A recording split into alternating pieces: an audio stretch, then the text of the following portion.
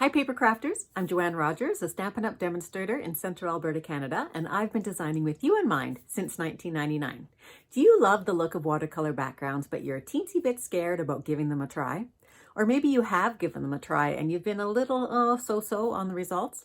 I'm sharing my top tips for watercolor backgrounds in my new online class. From what paper to use, from color blending tips, all the way to 5 different techniques for wonderful backgrounds. Then we'll take all of those backgrounds and turn them into amazing cards. When you hand out those cards to friends and family, they're going to think that you've been watercoloring for years. And the best part is you get to use what you have on hand. So I'll bet you have some inks, I'll bet you have a brush or two, and you probably even have some paper on hand. So let's use them up. I love to give you tips and tricks and how-tos on how you can add your own pop of personality to these cards and these designs.